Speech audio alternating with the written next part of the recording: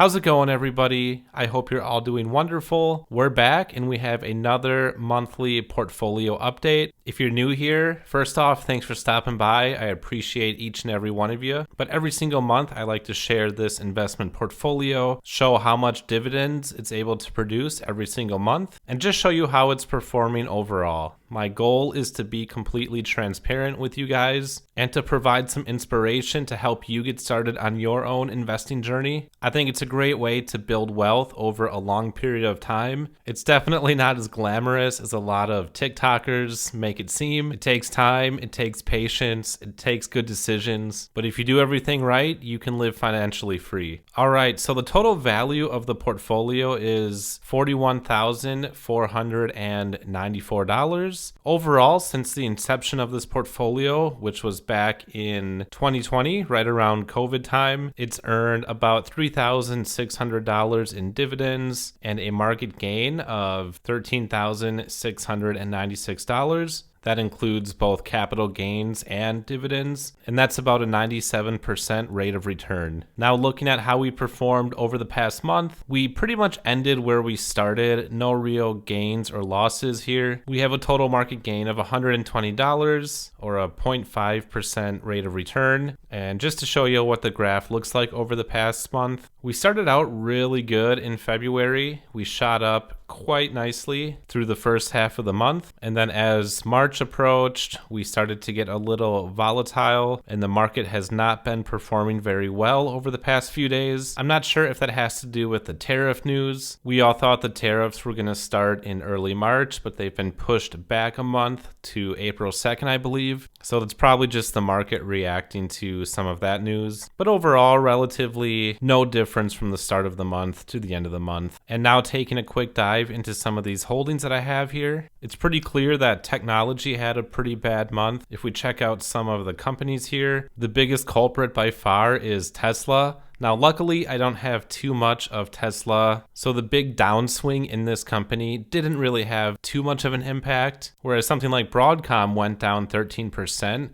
but since I hold much more of it, it had a bigger impact, losing over $388. But luckily, Apple and Texas Instruments performed good, so it definitely makes it hurt a little less. And the best performing area was definitely real estate, at least in this portfolio. So it looks like a lot of these REITs performed decent. We had Realty Income up almost 8.5%. Same with Vici Properties. They own a lot of properties on the Vegas Strip, Stag, industrial-based properties, and then national retail properties. So overall, a decent month for these commercial real estate companies. Healthcare also performed pretty decent. AbbVie, for example, was up over 12%. Johnson & Johnson, almost 10% gains on the month. And this is why I always say it's good to invest in companies that don't move alike, because sometimes certain industries, certain companies are going to have their rough periods, but then there's also going to be times where different companies, different industries have their good periods, right? So the goal is to really level out those fluctuations. And then over the long term, you're just hoping that those companies are ultimately resilient and can continuously grow their share price. All right, so let's just run through these dividends here that we received in February. So we started off the month with $4.81 from AT&T. This is a company that I haven't added to in a very, very long time. I just don't see too much growth potential with it. Yes, they do pay a decent dividend, but at the end of the day, dividends aren't the only thing that I care about. I want a company that is able to increase their dividend year after year, but also increase their share price year after year. You know, if they're making bad decisions and the share price is slowly tanking, then in the long run, you're probably going to end up with a net loss. Next up is Texas Instruments at $5.12. Then Apple, we saw they had a pretty good month. They paid $3.11. Realty Income, $6.28. And this is actually a monthly paying company, as are most real estate investment trusts. So a nice little dividend from them. Then we go into a pretty non-interesting company. This is Colgate. They paid out $2.38.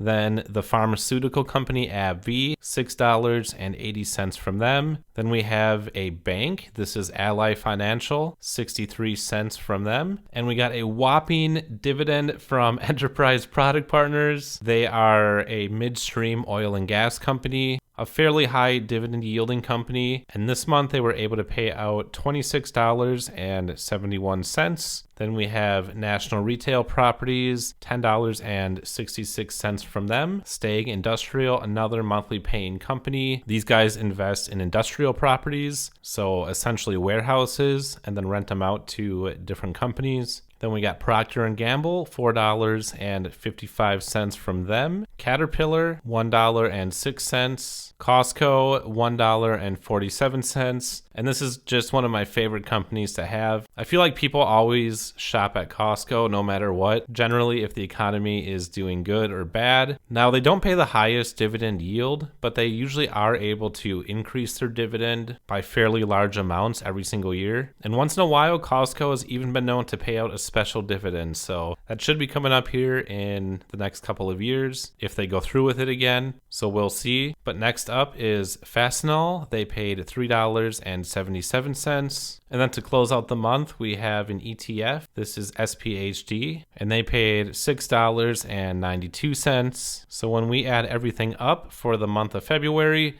the total dividend income comes to $86.95. So compared to this time last year, pretty much the same, just a slight increase. But one cool metric that I like to track is how much this would be earning over different time frames. So I like to break it down by monthly, weekly, daily, and hourly wages. But just to put it into perspective, every single day from these dividend payments, this portfolio is generating $2.76. Completely passive, doing absolutely nothing. So it's quite nice to see. May seem small to some of you, but everyone is on different time horizons. So try not to compare yourself to anyone else. You just got to focus on what you can do, how much you can invest. You know, ideally, you'd love to invest a certain amount every single month just so you can get that compounding effect. The compounding effect where you invest, you take the dividends that you earn, you reinvest them back into the portfolio, and hopefully those companies are able to increase their dividends year after year. But that's going to wrap up the video. Thank you all so much again for taking the time to check this out. I hope it inspires you to start your own investing journey. Thanks again, and until next time, take it easy.